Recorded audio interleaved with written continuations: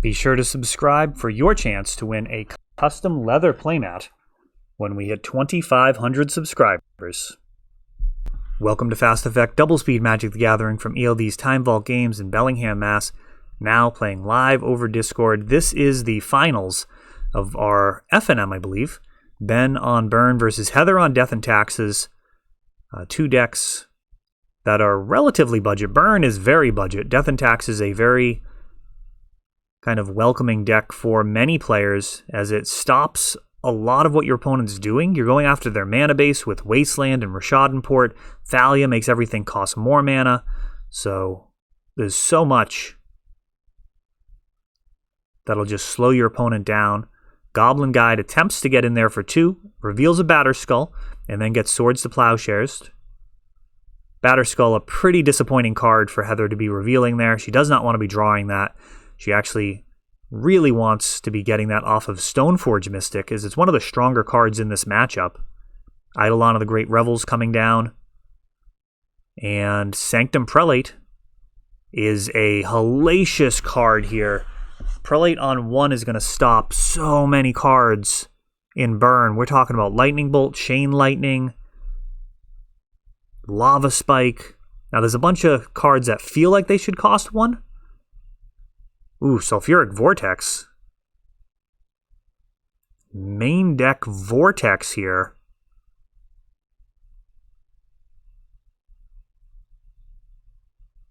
And that's pretty bad. Wow. Heather continuing to make land drops, pretty close to being able to hardcast Batterskull.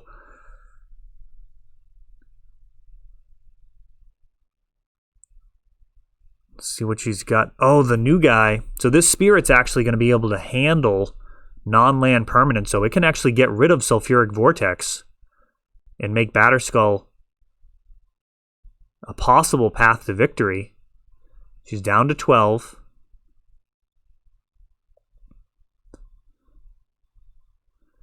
And another Sulfuric Vortex.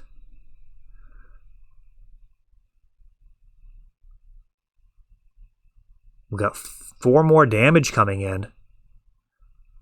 Double Vortex is just brutal here. Looking like it's just going to be too much, too fast. Despite having a card that's very close to just winning the game with that Sanctum Prelate, Ben just diversified his threats. Heather just a couple of turns left, and with no life gain possible,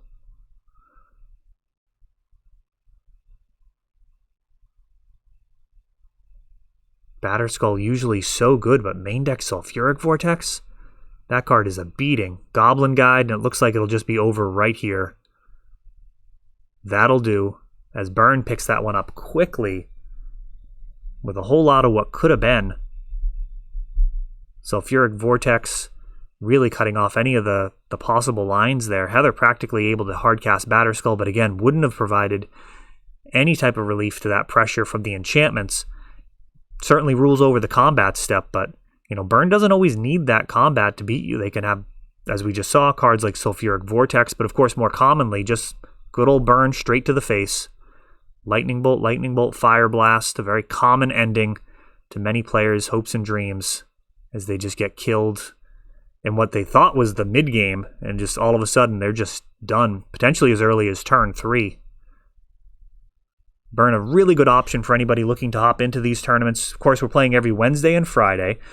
Friday is a little bit more focused on the promo cards, so we're doing a lot more promo cards on Fridays. Everybody is getting at least a promo card on Fridays. Wednesdays, we are doing an incredible giveaway at the end of the tournament. So one person's going to get a spectacular door prize. The worst thing on there, worst isn't even the right word. It's a fetch land foil minimum. So there's like a foil Polluted Delta. We have regular Misty Rainforest, Mana Crypts, and then at the top end we have Gaia's Cradle, Mox Diamond, a Stone Mint Underground Sea from Revised, all donated by Fee, a friend of the show and a supporter that just made the end of 2020 absolutely incredible here. What a way to finish out the year. Every week from here to the end of the year, we're going to be spinning that wheel and giving away something incredible every Wednesday to one lucky player. And that is regardless of your record. It is going to be random at the end of the event. So, if you're playing a deck that's well established and you're playing it really well and you're going after the store credit, that's awesome. But, if you just want to hang out with the community, have a lot of fun, it is $10 to play. Everything goes into the prize pool. And there's certainly worse things you could do with your Wednesday night. Even if you don't have much of a chance of winning the tournament, you definitely will have a lot of fun playing whatever brew you actually enjoy. Me personally, I do like to be in contention, though sometimes I try and make it a little bit more difficult for myself running some janky stuff. You guys seem to like that more when I'm actually playing and I'm playing some jank. That I do get to see the view counts. It definitely skews more heavily watched when we're talking about some of the crazier combo decks or unorthodox builds. A turn 1 Rift Bolt here. Not a spectacular start for Ben, but it's going to give him some options.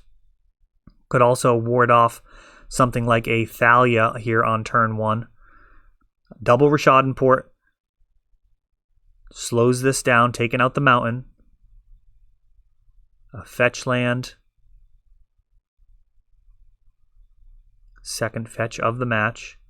One of the things about Death and Taxes is it's one of the few decks in the format that you really have to honestly do the full 20 damage. So many decks have fetch lands, Force of Will, Thoughtseize, just a bunch of ways that they can hurt themselves. Previously, Phyrexian mana was a lot more popular as well. But now, Death and Taxes just, you're going to have to do the full 20, at least. They also have Swords to Plowshares. They can potentially plow one of their own guys just to get outside of range. Rift Bolt. Continuing to just go to face. And now Rishadenport. Tapping stuff down. Thalia requiring extra mana to be spent no matter what. Also backed up by that Karakas, meaning if Ben does try and clear her from the board, she's just going to be able to get picked back up.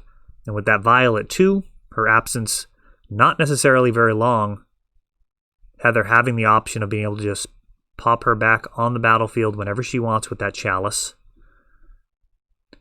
Port again, and this time we've got a Wear Tear, taking out the Aether Vial. Stoneforge Mystic able to enter the battlefield in response, and with a Batterskull in the wings, that Wear Tear going away might feel kind of bad. We'll see if Ben has another way of destroying an artifact. Otherwise, this Batterskull could really be a huge problem. Horizon Canopy. Well, there you go. As I said, that Death and Taxes rarely hurts itself. There's one of the few exceptions. Heather running a Horizon Canopy. Umezawa's Jite. And Heather opting to get the counters on Jite first. Walking away from the Rishadenport plan.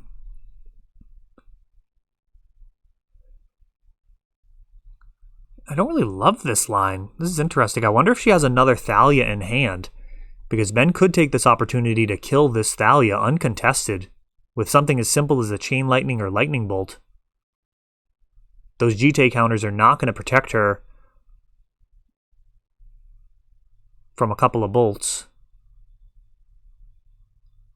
I mean, I guess that's very much in her favor anyways. A single bolt would remove both counters. The second one would actually kill her. A single spell actually definitely won't kill her. So we've got Lightning Bolt.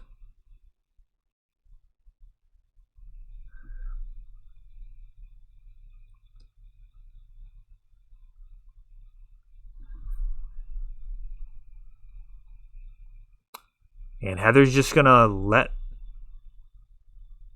Thalia go.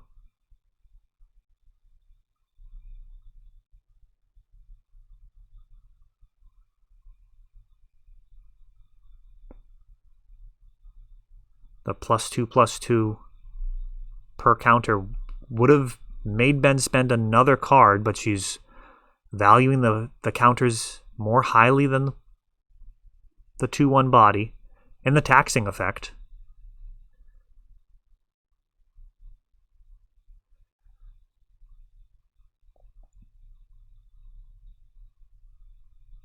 You can also gain 4 life, which is not at all inconsequential in this matchup. It's one of the most important things you could be doing, is gaining life. It completely obsoletes the burn spells. Stoneforge Mystic picks up Jite.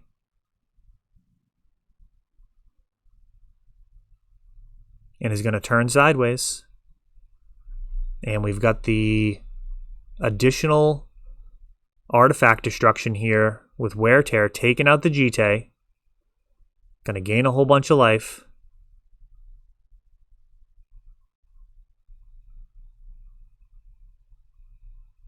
Karakas, Legend ruling itself to get another Stoneforge going. This one grabbing Sword of Fire and Ice. And at this point, maybe the coast will be clear for this Batterskull. We've seen 2 shatter effects.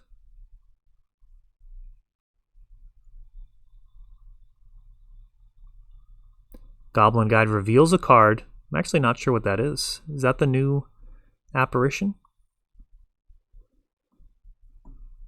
Kind of reminds me of a card from Innistrad. Alright, we've got... Whoa! Holy cow. Ben just takes that out of nowhere with Fire Blast plus Price of Progress. I'm trying to figure out what the card on the top of the deck is. Ben's not even interested because he has over 12 points of burn for just 2 mana. Wow. Fire Blast plus Price of Progress to wrap that one up out of nowhere as Ben wins in spectacular fashion. If that doesn't make you want to sleeve up some burn and come play with us on Wednesdays, I don't know what will. Spectacular fashion. Congrats to Ben for the win there. Taken down Wednesday Night Legacy undefeated.